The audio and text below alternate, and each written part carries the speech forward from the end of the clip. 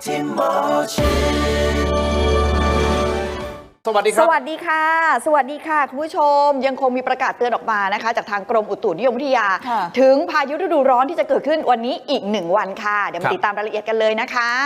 วันนี้มีอะไรกับบีกำมลาดค่ะ14 มีนาคมกรมอุตุนิยมวิทยายังคงออกประกาศเตือนฉบับที่8นะคะโดยพื้นที่ที่ต้องระวังเป็นพิเศษก็คือพื้นที่ภาคตะวันออกนะคะแต่ว่าก่อนอื่นค่ะมาดูรายละเอียดของประกาศเตือนฉบับนี้กันก่อนนะคะโดยวันนี้เนี่ยแหละค่ะประเทศไทยตอนบนจะมีผลกระทบจากบริเวณความกดอากาศสูงหรือมวลอากาศเย็นกำลังปานกลางจากจีนที่แผ่ลงมาปกคลุมประเทศไทยตอนบนและทะเลจีนใต้นะคะแล้วก็ยังมีคลื่นกระแสลมฝ่ายตะวันตกจะเคลื่อนเข้าปกคลุมภาคเหนือในขณะที่ประเทศไทยเราเนี่ยมีอากาศร้อนพอเป็นแบบนี้นะคะก็เลยทำให้พื้นที่ภาคเหนือภาคอีสานภาคกลางกรุงเทพมหานครและปริมณฑลและภาคตะวันออกมีพายุฤดูร้อนเกิดขึ้นเนี่ยแหละค่ะลักษณะก็คือจะมีพายุฝนฟ้าคะนองลมกระโชกแรงและมีลูกเห็บตกได้ในบางพื้นที่ขอให้คุณผู้ชมระวังอันตรายจากพายุฤดูร้อนที่อาจจะเกิดขึ้นนะคะหลีกเลี่ยงการไปอยู่ในที่โล่งแจ้งใต้ต้นไม้ใหญ่สิ่งปลูกสร้างแล้วก็ป้ายโฆษณาที่ไม่แข็งแรงกันด้วย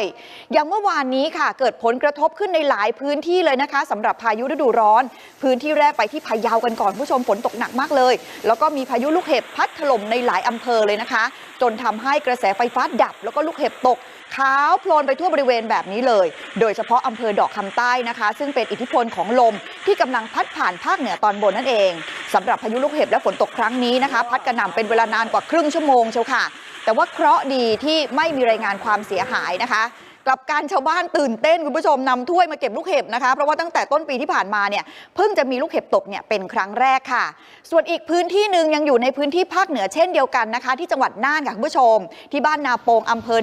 บ่อเกลือนะคะก็เกิดพายุฤดูร้อนถล่มเหมือนกันจนเกิดน้ำป่าไหลหลากบริเวณแม่น้ำน่านกับที่สะพานบ้านนาโปงก็จะเห็นว่าเกิดน้ำป่าไหลหลากรุนแรงนะคะแต่ว่าเบื้องต้นค่ะก็ไม่พบความเสียหายนะคะนี่ก็เป็นอิทธิพลที่เกิดขึ้นจากพายุฤดูร้อนในครั้งนี้เนี่ยแหละค่ะ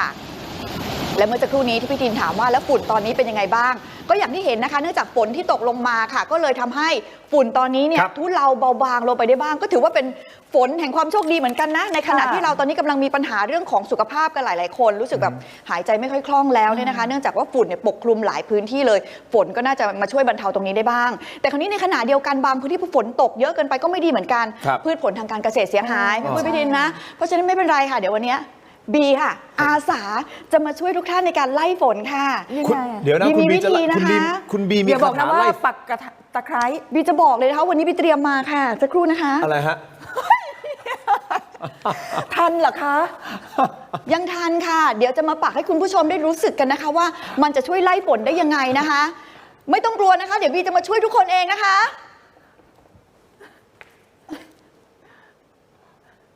ฝนจงไป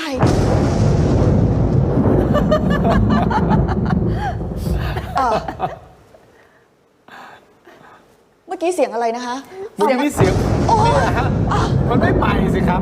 คุณเรียกมาหรือเปล่าครับเดี๋ยวมันผิดพลาดอะไรตรงไหนล่ะคะตอนแรกก็ยังดีๆอยู่นะฮะพอคุณปักเสร็จปุ๊บนี่มาเลยนะครับเดี๋ยวไม่ถูกต้องเหรอคะเดี๋ยวนะเขาว่ากันว่าให้สาวพรหมจรรย์ในการปักตะไคร้ไล่ฝนไม่ใช่เหรอคะโอ๊ยตายแล้วแบบนี้เขารู้หมดเลยอะจากที่ไม่รู้กันเลยใช่ไหมคะตายแล้วไม่ได้การแล้วสงสัยคงต้องขอตัวไปทำต้มยำแทนแล้วกันนะคะสำหรับตะไคร้ช่อนี้ตายแล้วขอบคุณมากครับคุณบีขอบคุณค่ะสวัสดีค่ะขอบคุณครับอุ๊ยอายจังเลยเอาต้มยำมาเผื่อด้วยนะคะได้ค่ะนี่คุณผู้ชมที่ดูอยู่ทาง YouTube เนี่ยชื่นชมคุณบีใหญ่เลยนะค่ะชมดีใช่ไหมคะชมดีค่ะขอบคุณค่ะอยากให้พี่ไปช่วยก็บอกนะคะพื้นที่ไหนนะคะเดี๋ยวไปปักตะไคร้ให้ค่ะฝนตกแน่นอนขอบคุณมากครับคุณบีครับค่ะขอบคุณค่ะสวัสดีค่ะครับ